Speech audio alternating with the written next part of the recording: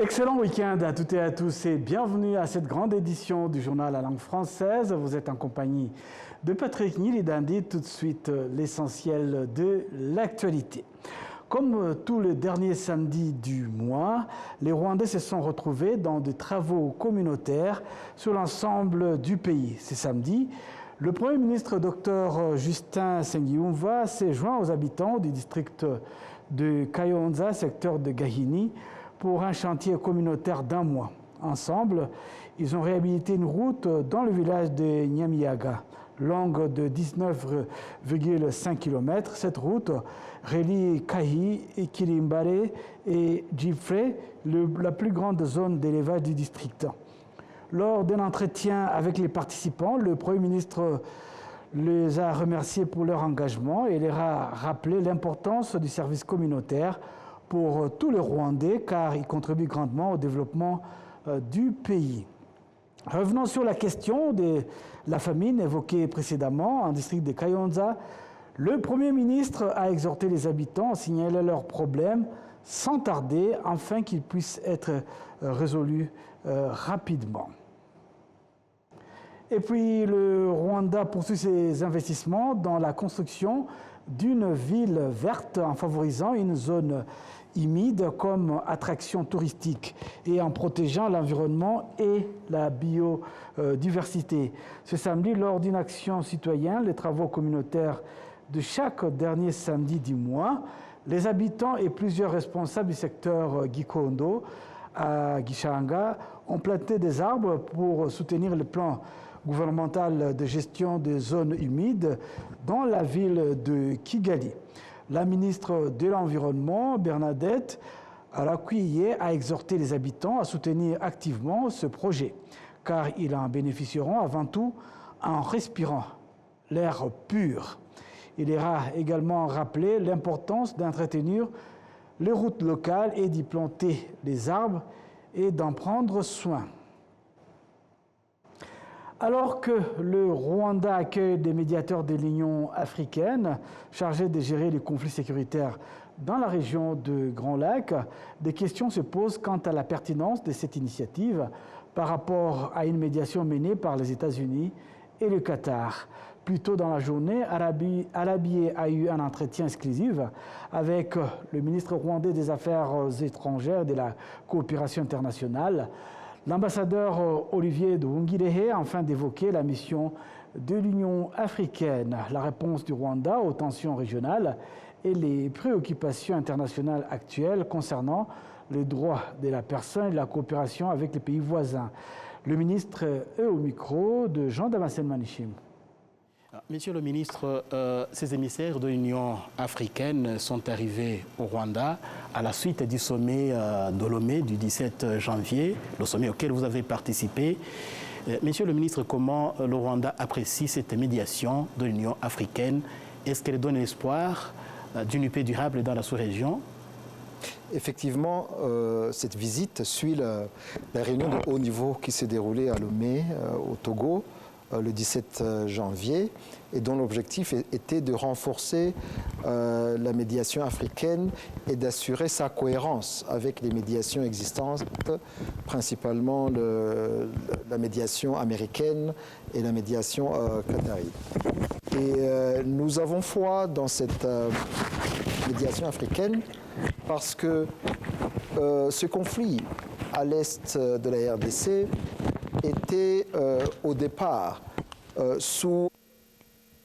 Vous vous rappelez qu'il y avait le processus de Nairobi, un processus de la communauté de l'Afrique de l'Est, qui réunissait les parties congolaises, le gouvernement congolais et les groupes armés, qui négociaient, qui discutaient à Nairobi.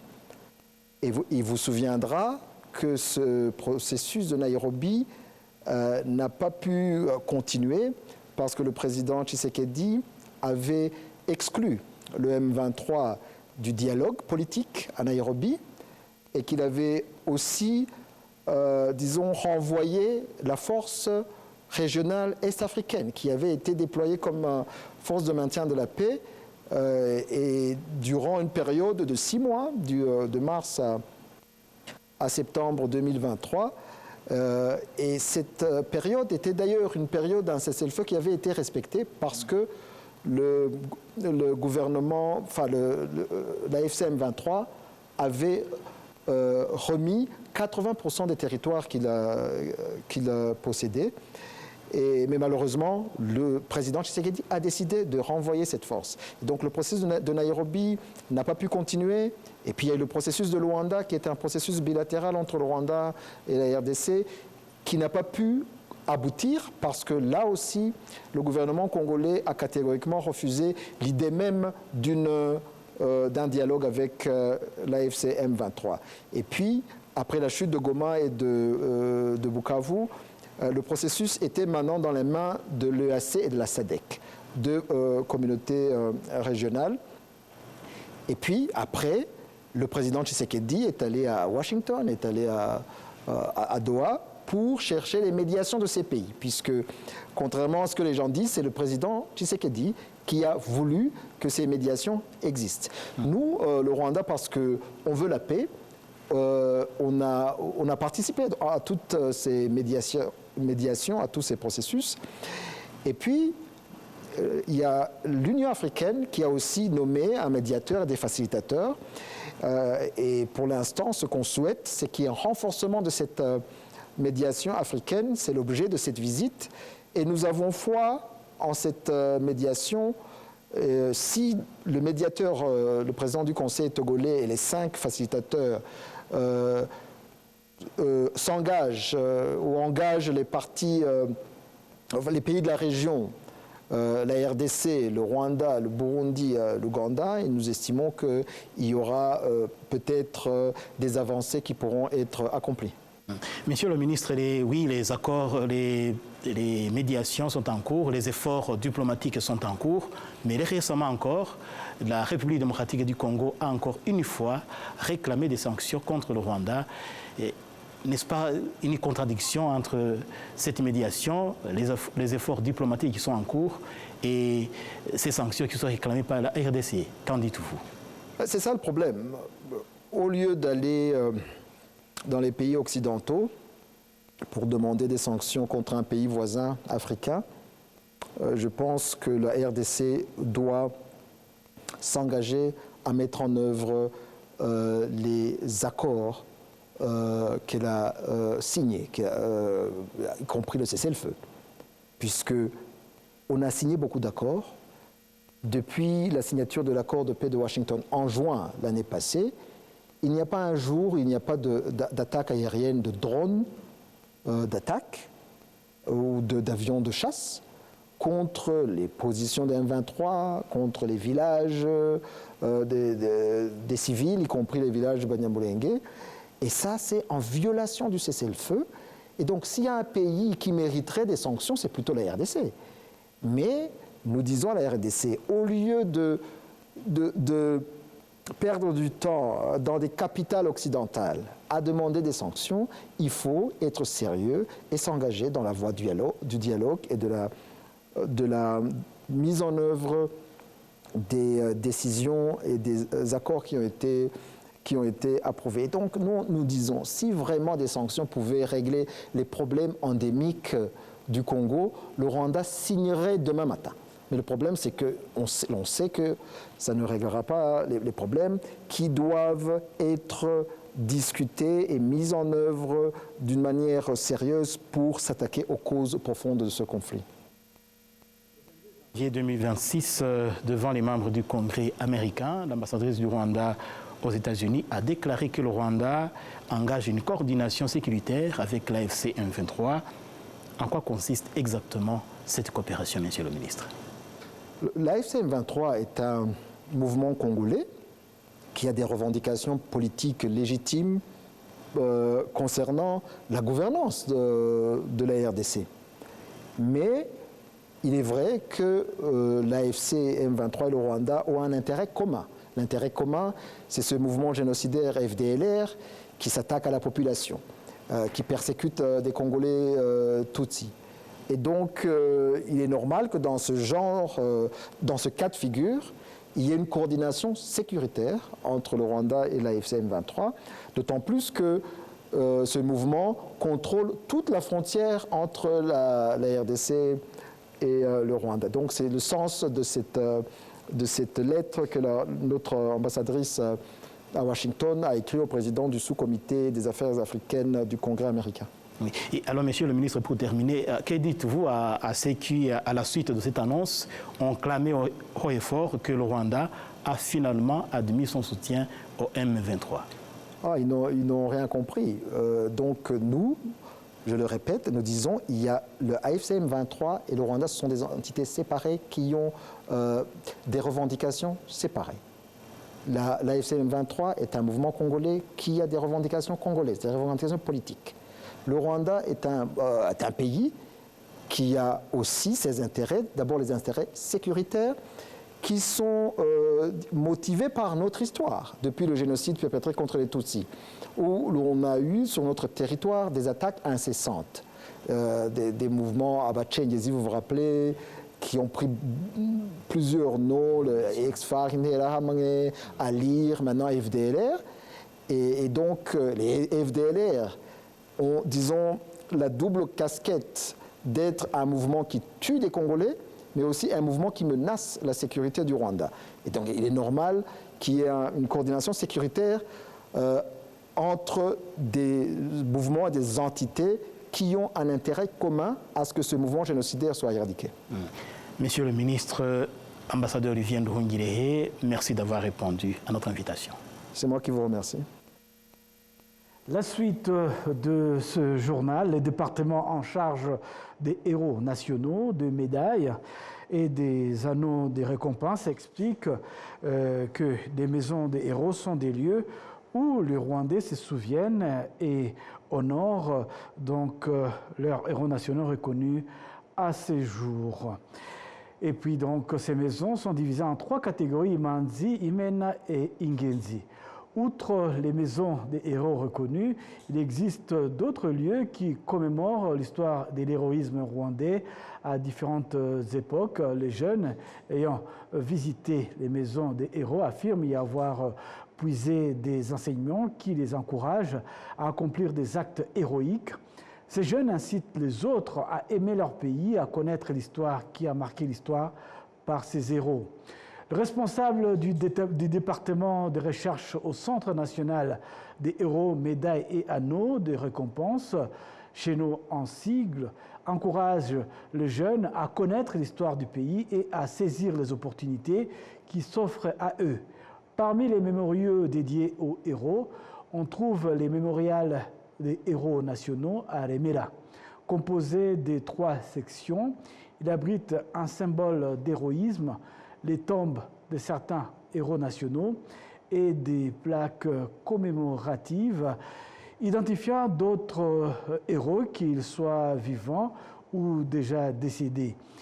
Il existe également un mémorial du patrimoine rwandais, le mémorial des héros de la nation, Imena à Nyange. Le lycée de Nyange a été surnommé le camp de l'humanité rwandaise, en hommage à la bravoure de ses élèves en 1997. Un autre mémorial est le camp de l'humanité en district de Ruavu, où féliciter l'héroïne de la nation, Imena Niyitegeka, a accompli des actes héroïques en 1994. Et puis, les habitants du district de Karongi espèrent que l'école de leadership analysera et résoudra leurs problèmes en profondeur rapidement et sans entrave leurs compétences. Ils ont fait cette déclaration lors du lancement de cette école de leadership qui représente désormais une nouvelle approche pour résoudre leurs difficultés. Comme dans d'autres secteurs, les habitants du secteur Ouganda dépendent fortement de l'agriculture et de l'élevage. Cependant, ils sont déçus par la faiblesse et le rendement de ces activités. Ils ne leur apportent pas les bénéfices escomptés. Ceci explique principalement par le fait qu'il s'agit d'une activité encore pratiquée de manière traditionnelle. Ils ont tenu ces propos lors du lancement de l'école de leadership. Ils espèrent qu'elle permettra de résoudre tous les problèmes liés à un changement des mentalités. Cette école est un moyen d'analyse et de résoudre les problèmes de la population avec la participation de tout leader et personnes ayant une responsabilité envers elle. Ces responsables choisiront une journée par mois pour se réunir dans un lieu précis afin d'analyser les problèmes de la population et de proposer des solutions. Le maire du district de Karongi, Gérard Muzungu, a annoncé que tous les problèmes ne nécessitant pas de budget seront traités dans cette école. Il y a quelques mois, les responsables du district de Karongi se sont rendus en district de Ruhango pour observer le fonctionnement de cette école, car il est particulièrement efficace. Cette initiative a également été mise en œuvre dans le district de Ngororero et de Rubavu.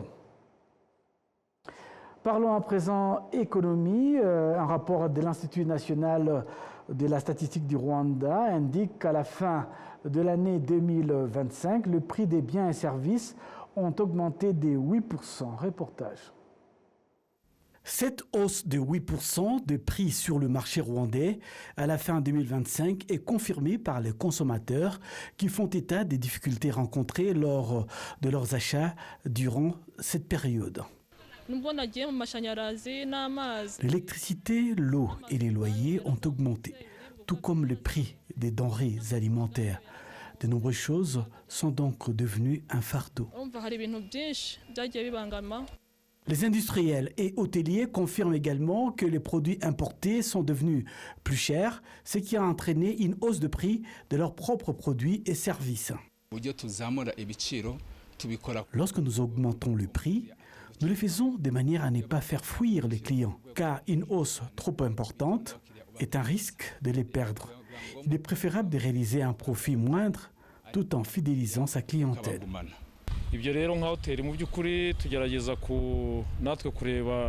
Nous faisons en sorte de suivre de près l'évolution du marché en comparant nos prix et ceux d'autres entrepreneurs du secteur hôtelier, afin de ne pas effectuer une hausse considérable susceptible de faire peur à nos clients, qui risquent de fuir et garder ainsi notre clientèle.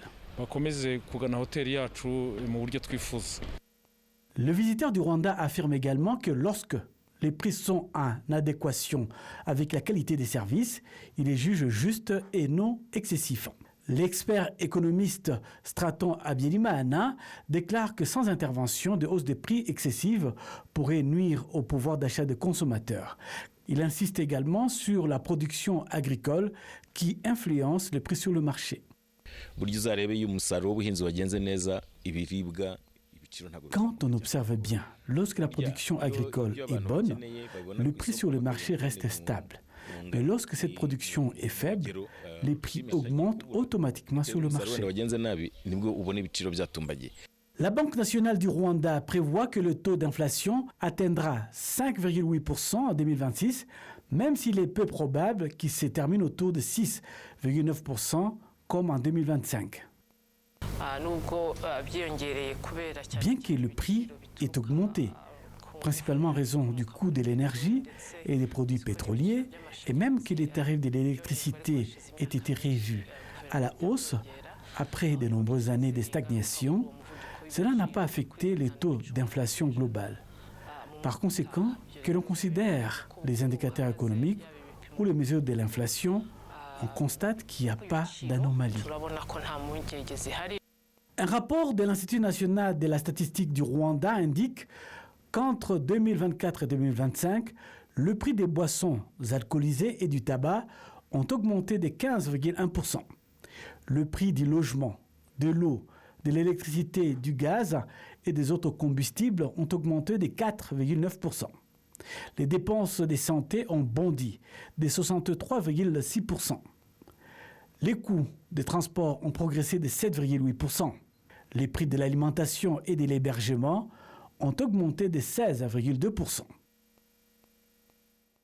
La suite de cette édition, les habitants relogés dans les villages modèles de la ville de Kigali se disent reconnaissants du soutien reçu grâce à leur organisation en coopérative avicole. Ils appellent toutefois le gouvernement à collaborer plus étroitement avec la direction de ces coopératives afin d'améliorer leur fonctionnement et de gérer des revenus durables. avicole desservant les habitants du village modèle Aya Baraya, un secteur Masaka du district de Kichukiro, des poulets ont été distribués en 2018. Le projet a débuté avec environ 5000 poules pondeuses, produisant plus de 1000 œufs par jour. En district de Gasabo, secteur Gikomero, les habitants du village modèle de Runyinya ont également reçu des poules pondeuses en 2017.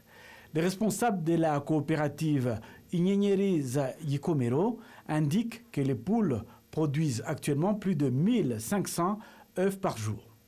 Les habitants des deux villages ainsi que leurs représentants locaux affirment que le projet avicole les ont soutenus de diverses manières, notamment en améliorant le revenu des ménages et la nutrition de leurs enfants. Ces fermes nous fournissent des engrains et des œufs pour compléter l'alimentation de nos enfants. Chaque membre reçoit un plateau d'œufs tous les 3 mois. Comme nous vendons des œufs, ceux qui sont légèrement abîmés sont généralement distribués. Les membres reçoivent des œufs gratuitement. Quand nous n'en avons plus, nous reprenons la distribution là où nous l'avions arrêté. Avec 10 œufs, on peut en effet bouillir 5 pour les enfants et faire frire les 5 autres. Cela permet de lutter contre les retards de croissance. C'est important car si nous devions les acheter, nous n'en aurions probablement pas le moyen. Cependant, la situation est différente au village modèle de Karama, en district de Nyarugenge. En 2019, les habitants ont reçu environ 7500 poulets, mais certains affirment qu'une mauvaise gestion a entraîné un manque de productivité. Lors d'une visite des Arabiers sur place, aucun poulet n'a été trouvé. Les responsables de la coopérative ont déclaré qu'ils étaient en train de reconstituer leur élevage. Tous ces poulets ont été décimés sans que les citoyens n'en retirent les bénéfices significatifs, car au cours de ces dernières années, aucune des 240 familles n'a pu payer son assurance maladie grâce aux profits tirés de la vente des poulets qui nous ont été donnés. On ne peut pas dire que ce projet nous soit utile. Nous souhaitons que la direction soit proche de nos responsables afin de les soutenir dans le suivi et l'évaluation.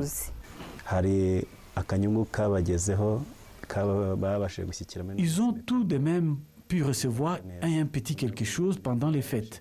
Chaque membre a reçu de l'argent ce jour-là. Nous avons bénéficié des 2000 volailles initiales et nous en avons commandé 2000 autres. La porte-parole de la ville de Kigali, Emma Claudine Nirenganya, affirme que l'élevage de volailles continue de jouer un rôle important dans l'amélioration des conditions de vie des habitants des villages modèles. Elle ajoute que la ville de Kigali restera étroitement impliquée auprès des coopératives, notamment pour renforcer leurs pratiques de gestion. L'Institut national chargé des coopératives est censé être proche des différentes coopératives, en particulier celles composées de personnes comme celle-ci, qui ont besoin d'être accompagnées pour améliorer leurs conditions de vie. Nous continuerons à les soutenir et à les conseiller autant que possible. Et nous étudierons également les autres mesures que nous pouvons prendre pour valoriser le développement de leurs projets. Malgré les progrès réalisés, les niveaux de production de projets avicoles dans les villages modèles de Kigali montrent que des mesures de gestion solides et durables restent nécessaires. Presque tous ces projets ont subi des pertes à un moment donné et ont ensuite dû compter sur le soutien des bienfaiteurs qui ont réinvesti pour éviter leur effondrement.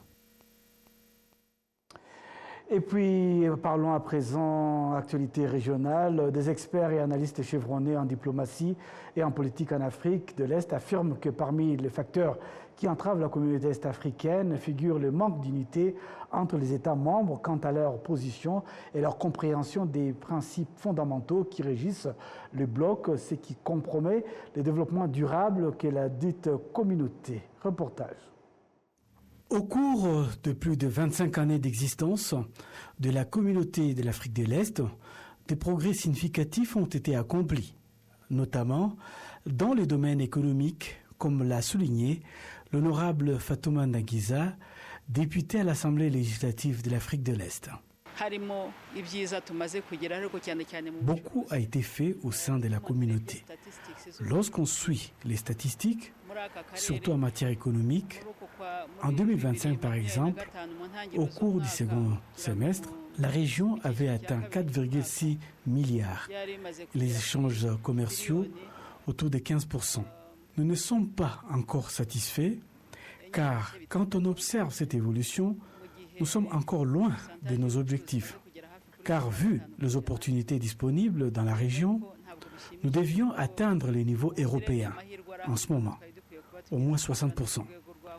Il n'y a donc aucune raison pour que nous n'atteignions pas ces niveaux de développement si et seulement si nous pouvions lever les obstacles sur notre chemin. Cependant, malgré ce progrès, la communauté continue d'être confrontée à des défis, notamment un manque d'harmonie entre ses États membres sur les questions politiques, aggravé par des préoccupations sécuritaires et des relations tendues entre les États partenaires, entre autres problèmes. Il en va de même du fait que certains pays ne parviennent pas à appliquer les principes fondamentaux de la communauté de l'Afrique de l'Est, notamment en ne versant pas les contributions obligatoires, ce qui nuit à son développement.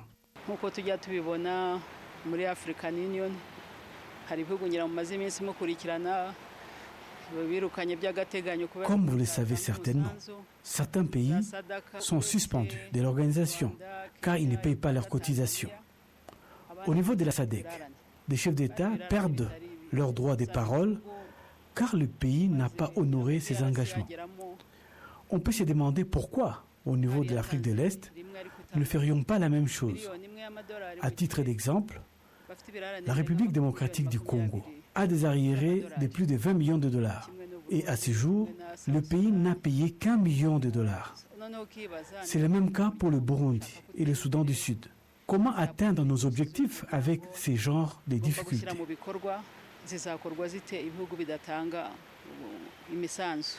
Par ailleurs, les analystes qui examinent la conduite de certains États membres de cette communauté face à l'insécurité à l'est de la République démocratique du Congo et ses répercussions sur la région au cours des 30 dernières années n'hésitent pas à affirmer que certains pays au sein du bloc alimentent, voire soutiennent une idéologie génocidaire. Birababaje cyane ko nyuma y'imyaka 30 y'u Rwanda kuba rwagerageza uko rushoboye ku. Il est malheureux de constater, 30 ans après la tragédie vécue par le Rwanda, certains pays tentent de ramener le Rwanda en 1994 ou avant cette période. Ils encouragent les discours haineux, l'idéologie du génocide. C'est une guerre difficile qui ne peut être arrêtée par la guerre conventionnelle. Il faut changer les mentalités. Selon l'ambassadeur Joseph Sengimana, homme politique et diplomate chevronné, si cette situation perdure, elle pourrait compromettre la vision de la communauté d'Afrique de l'Est.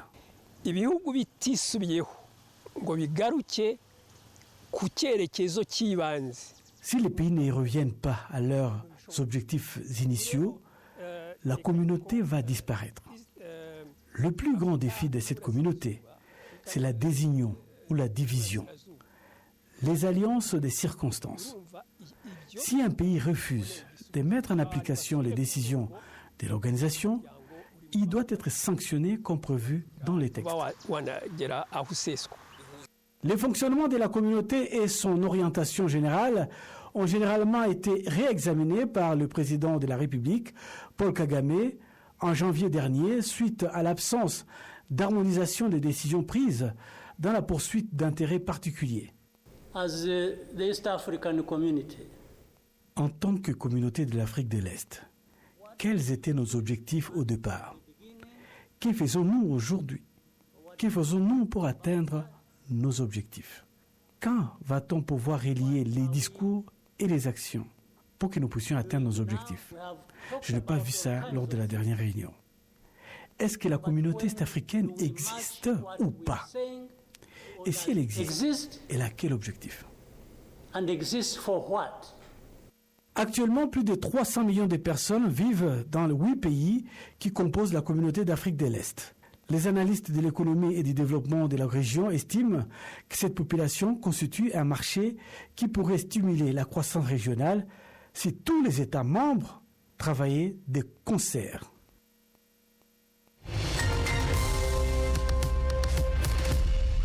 C'est donc avec cet élément que nous allons mettre un point final à cette grande édition du journal à langue française. Au nom de toute l'équipe dirigée par Janvier Karangwa Murenzi, je vous souhaite de passer un excellent week-end en compagnie des programmes de la télévision rwandaise.